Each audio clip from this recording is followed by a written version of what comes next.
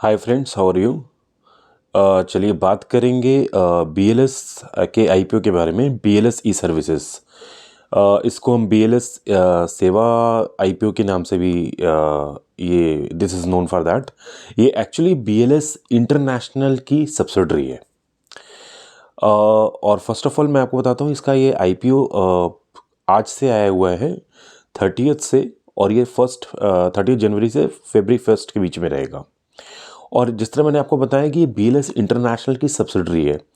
अब BLS international जो है वो ऑलरेडी लिस्टेड है, और वो क्या करती है मैं आपको पहले बता देता हूँ। जैसे बीएलएस इंटरनेशनल कई सर्विसेज ऐसी होती हैं जो बाहर के हमारे रेजिडेंट्स होते हैं, इंडियन रेजिडेंट्स होते हैं, उनको यदि कोई जैसे एम्बेसी के पास जाना पड़ता है कि कोई काम है, सपोज कोई ऑस्ट्रेलिया में है, उसको कोई काम है, तो instead of going to embassy, embassy में क्या होगा कि वो एक प्राइवेट कंपनीज को अपॉइंट करेंगे कि जिससे कि वो जो सर्विसेज हैं उनको एम्बेसी में जाने की जरूरत नहीं पड़े, और जो भी उनको चाहिए वो प्राइवेट जो कंपनी जो भी सर्विस बेस्ड पे जो भी वीज़ा या पासपोर्ट की कोई भी रिक्वायरमेंट होगी वो उसको वहाँ से कैटर कर सकते हैं।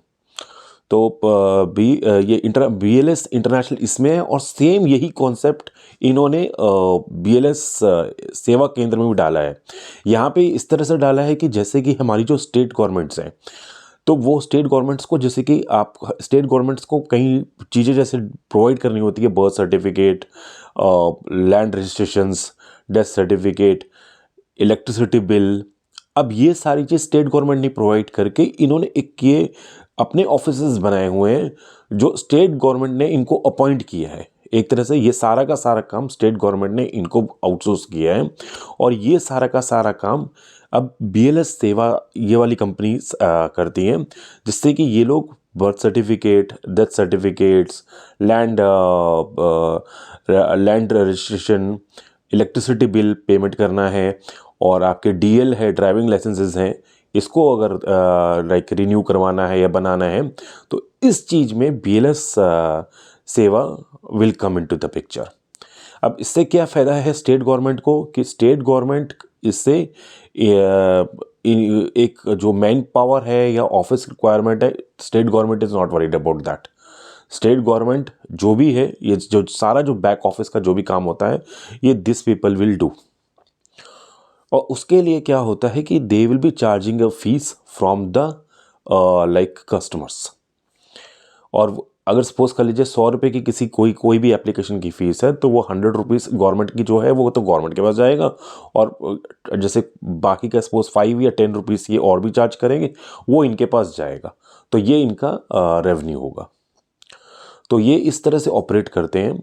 तो जो ये वाली सर्विसेज ये प्रोवाइड करते हैं, जो स्टेट गवर्नमेंट को जो प्रोवाइड करनी है, वो यूपी में प्रोवाइड कर रहे हैं, राजस्थान में प्रोवाइड कर रहे हैं, वेस्ट बंगाल में भी प्रोवाइड करते हैं। और ये एक ऑल्सो सर्विसेज प्रोवाइड करते हैं बैंकिंग कॉरेस्पॉन्डेंस सर्विसेज भी। ये वो सर्विसेज है कि जिसमें कि जो कस्टमर्स इनके पास आएंगे और ये बैंक अकाउंट ओपन कर सकते हैं on behalf of state bank of India, public sector में, एंड प्राइवेट बैंक में एचडीएफसी बैंक और कोटक बैंक, करूर वैसा बैंक, इनके पास जो ये ओपन कर सकते हैं। ये ओपन कैसे करते हैं, इनके पास सॉफ्टवेयर होगा, और ये सॉफ्टवेयर जो होता है ये इंटरफेस करता है बैंक के सॉफ्टवेयर से, और ये सारी डिटेल्स इस तरह से ये सारी डिटेल्स लेंगे और इस तरह से बैंक अकाउंट ओपन कर सकते हैं। और ये बैंक अकाउंट जैसे कि ओपन कर सकते हैं, जैसे हर एरिया पे एक ब्रांच नहीं हो सकती है, तो ये रिमोटली जहाँ पर है, रिमोट एरियाज पे भी ओपन कर लेते हैं, और सेमी अर्बन एरियाज़ में भी ये इस तरीके से ओपन करते हैं। इनफैक्ट ये इवन बैंक अकाउंट्स इवन अगर एक जैसे कि अर्बन जगह में Tier 2 या T3 में इवन जहाँ पे बैंक ब्रांच खुली हुई है, ये वहाँ पे भी कई बार ओपन कर लेंगे, क्योंकि वहाँ पे सपोज कर लीजिए जगह बहुत कॉस्टली है, तो बैंक की एक फैसिलिटी तो होगी साथ में, लेकिन अगर से बैंक को अकाउंट ओपन कराने हैं तो ये इनके थ्रू भी करा सकता है। तो और वहाँ पर एक तो ये काम करते हैं। दूसरा, इनके पास एक 92,000 की 92,000 के मर्चेंट अवेलेबल हैं, 92,000 के।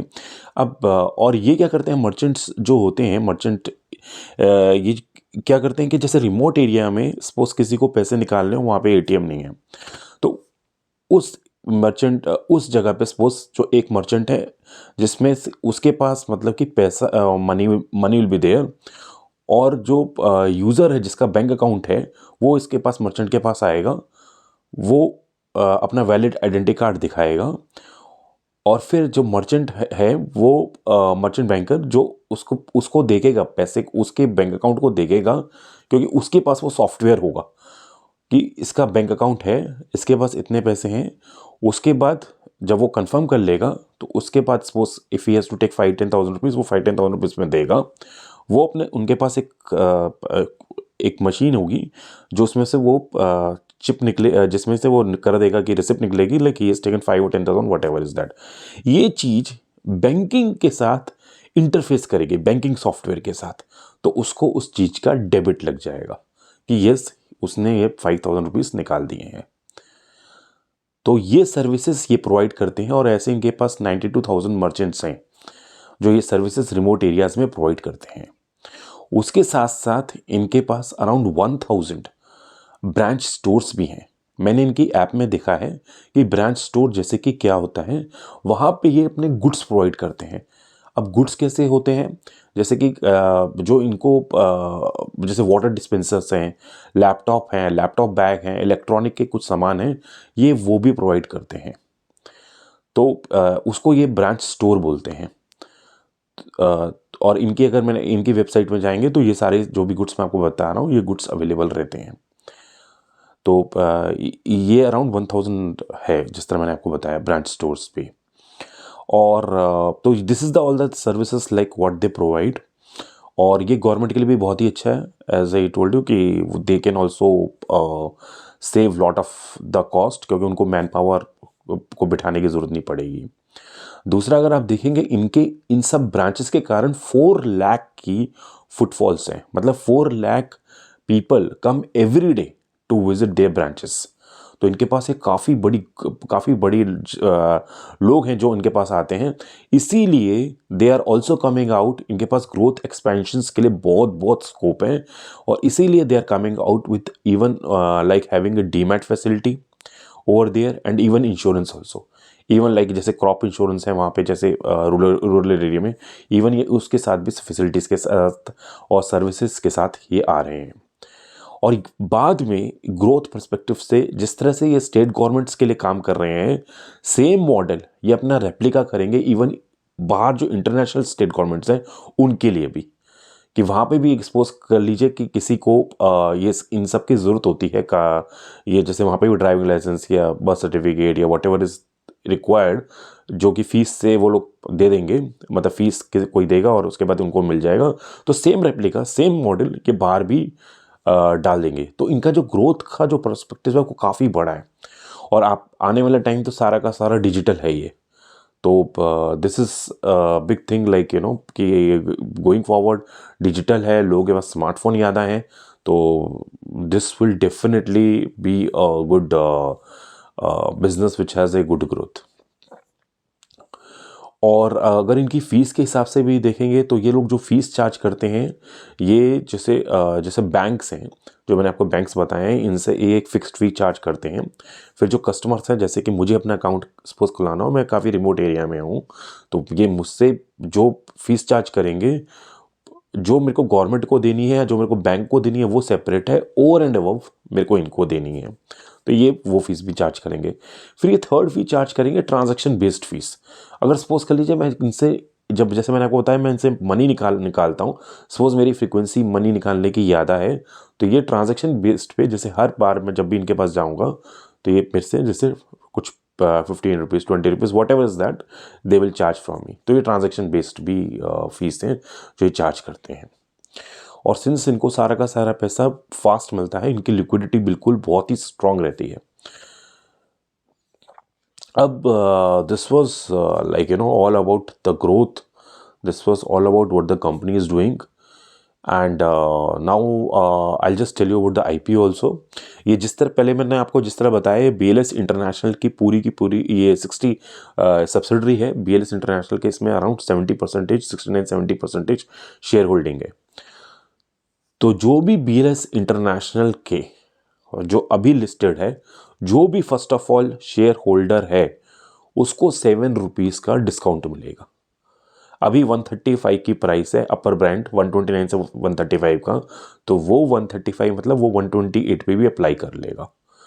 तो अगर आप BLS इंटरनेशनल के आपके पास एक शेयर भी है BLS इंटरनेशनल का, तो आप इस IPO को 7 रुपीज़ डिस्काउंट में ले सकते हैं।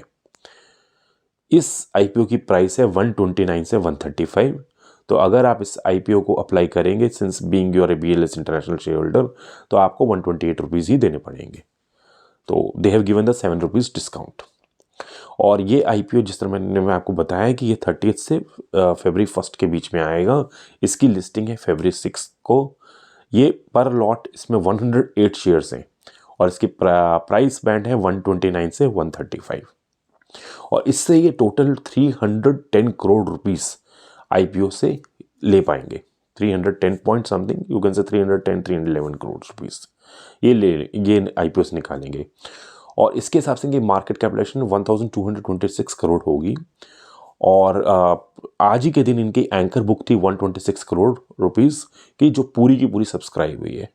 उसमें 10 बड़े एंकर्स थे जिन्होंने पूरे के पूरे it has been subscribe completely. और ये जो 310 करोड़ रुपीस हैं, ये सारा का सारा फ्रेश इशू है। मतलब प्रमोटर के पास कोई भी पैसा नहीं जा रहा। BLS इंटरनेशनल जो उनके प्रमोटर, उनके पास कोई पैसा नहीं जा रहा है। ये सारा का सारा पैसा 310 करोड़ रुपीस कंपनी के पास आएगा। और कंपनी इसको कैसे यूटिलाइज करेगी? कंपनी इसको 98 करोड़ रुपीस इसमें यूज़ करेगी अपनी टेक्नोलॉजीज़ के लिए। और जो भी इन्होंने कंपनीज ने टेक्नोलॉजी के प्लेटफॉर्म खोले हैं, उनको कंसोलिडेट करेगी, उन नए नए डेटा सेंटर्स बनाएगी। तो कंपनी उसमें IT में काफ़ी इन्वेस्ट करेगी, which is a good thing कि 90 और इसमें से 98 करोड़ रुपीस इसमें डालेगी। उसके बाद आते हैं 75 करोड़ रुपीस। मैंने आपको भी ब्रांच स्टोर्स के बारे में बताया था, तो ये 75 करोड़ रुपीस ब्रांच स्टोर के लिए यूज़ करेंगे। उसके बाद 29 करोड़ रुपीस ये इनऑर्गेनिक एक्विजिशंस के लिए भी यूज़ करेंगे। Inorganic acquisitions means they can buy companies outside.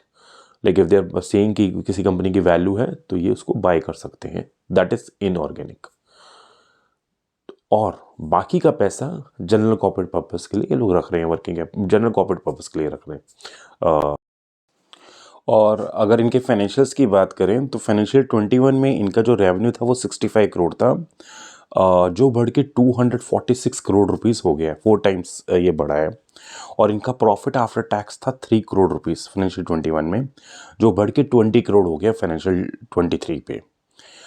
और अगर इनके 6 मंथ्स के रेवेन्यू की बात करें, तो वो 158 करोड़ रुपीज़ हैं। अप्रैल 23 से सितंबर 23 के जो रेवेन्यू हैं 158 करोड़ रुपीज़ हैं। और इसमें इनको प्रॉफिट मिला है 14.68 करोड़।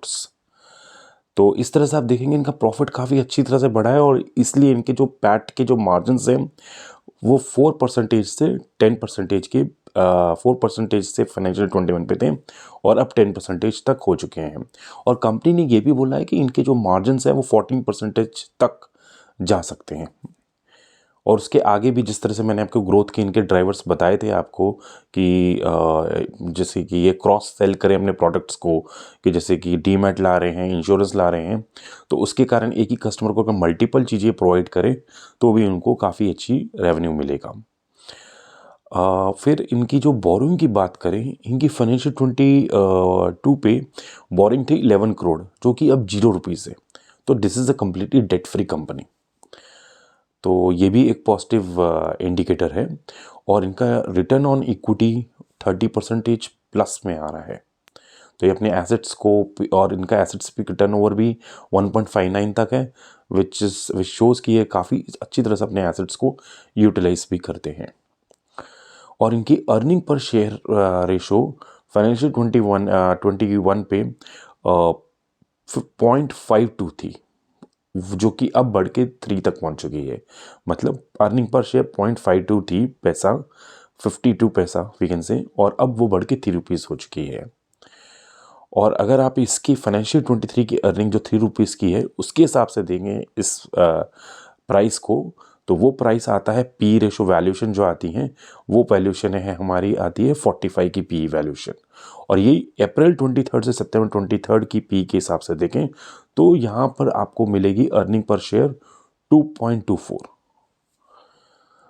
एक छोटी सी चीज़ है कि मैं आपको जब बताना चाहता हूँ यहाँ पे, इनफैक्ट आप देखेंगे कि अर्निंग तो 6 मंथ्स की बड़ी है। जैसे सेल्स 158 करोड़ हुए हैं, प्रॉफिट यहाँ पे 14.68 करोड़ रुपीज़ हुआ है, बड़ी है। लेकिन तो भी अगर हम देखें फाइनेंशियल 20 जो 6 मंथ्स की अर्निंग पर शेयर है वो कम आ रही है। अर्निंग पर शेयर फाइनेंशियल 23 की 3 आ रही थी और यहाँ पे 2.24 आ रही है। इसका बेसिक रीज़न ये है कि जो डिनोमिनेटर में नंबर ऑफ शेयर्स हैं वो इंक्रीज करे हैं। फाइनेंशियल 22 में कंपनी ने बोनस शेयर्स काफ़ी अलॉट किए हैं 600:1 की रेशो पे, उसके कारण इनके नंबर ऑफ शेयर्स काफ़ी बड़े हैं और इसी रीज़न से आपकी जो अर्निंग आप देखेंगे वो रिड्यूस हुई है, 2.24 की हुई है। और इसके हिसाब से जो पी वैल्यूशन बनती है वो 60 बनती है। और कंपनी ने अपने कॉम्पिटिटर में ई मुद्रा करके एक कंपनी है, इसका नाम दिया है कि ये उनकी कॉम्पिटिटर है। ये फर्स्ट ऑफ ऑल मैं आपको बताता हूँ ये कंपनी करती क्या है। ये डिजिटली जो सिग्नेचर सर्टिफिकेट प्रोवाइड करती है और यही एक कंपनी है जो एफिलेटेड है माइक्रोसॉफ्ट से, मोज़िला ब्राउज़र्स में, जो ये डिजिटल सिग्नेचर सर्टिफिकेट सिर्फ प्रोवाइड कर सकती है। तो कंपनी ने सिर्फ इसी को कॉम्पिटिटर माना है और इसकी पी रेशो है 58। और इसके हिसाब से अगर पी रेशो देखेंगे तो ये पूरा का पूरा जो ये आईपीओ है ये फुल्ली प्राइस्ड है। ये इसके पूरे फाइनेंशियल्स थे। अब मैं आपको बताता हूँ इसकी ग्रे मार्केट प्राइस। ये इसकी ग्रे मार्केट प्राइस बहुत ही ज़बरदस्त है। इसकी ग्रे मार्केट प्राइस इसमें 150 तक जा रही है। तो मतलब ये शेयर लगभग 280 290 के करीब करीब जा सकता है। तो which is very very strong. और but again grey market price is just an indicative. Definitely आपको पता होना चाहिए, बट आपको पूरे के पूरे फाइनेंशियल्स देखने हैं और then only you have to take a buy and sell after consulting with your financial adviser, and this video is only for the information purpose. अच्छा, ग्रे मार्केट प्राइस के बाद अब मैं आपको बता देता हूँ इसके मेन जो होते हैं रिस्क। रिस्क में क्या है कि जो भी स्टेट गवर्नमेंट्स इनको चूज़ करती हैं वो चूज़ करती हैं 5 ईयर्स के कॉन्ट्रैक्ट पे। और कल को सपोज कर लीजिए स्टेट गवर्नमेंट अगर कोई चेंज होती है या कोई भी रीजन स्टेट गवर्नमेंट्स अगर चेंज होती हैं जैसे यूपी की, राजस्थान की, तो इट मे हैपन कि they can provide contract to a new service provider. तो दिस इज़ अ रिस्क। और उसके बाद अगर इनका एक कस्टमर देखें, जो बैंकिंग के कस्टमर्स हैं, जो बैंकिंग कॉरेस्पॉन्डेंस के कस्टमर्स हैं, उसमें 60% रेवेन्यू इनको सिर्फ एक ही कस्टमर से आता है, वो है स्टेट बैंक ऑफ इंडिया। तो अगर स्टेट बैंक ऑफ इंडिया अगर कॉन्ट्रैक्ट इनके साथ टर्मिनेट करता है तो they will be having huge losses. उसके बाद जिस तरह मैंने आपको बताया कि इनके जो सॉफ्टवेयर हैं वो इंटरफेस करते हैं बैंकिंग के सॉफ्टवेयर के साथ, बैंकिंग जगहों पर, रिमोट जगह पर बैंकिंग सॉफ्टवेयर के साथ इनके इंटरफेस करते हैं। सपोज कल को जैसे बैंकिंग अपने सॉफ्टवेयर थोड़े थोड़े एडवांस्ड और बड़ा करेगी तो इनको भी ये करना पड़ेगा। अगर ये नहीं कर पाएंगे तो जो बैंक्स हैं वो उनके साथ अपना जो कॉन्ट्रैक्ट है वो टर्मिनेट भी कर सकती हैं, तो उसमें भी इनको एक कॉस्ट लेना पड़ेगा। They have to take the hit. तो ये सारे इनके रिस्क हैं। तो and this was all about that BLE E-Services IPO. I hope you would have liked it, and please watch, subscribe, and share, and provide comments for this video. Thank you.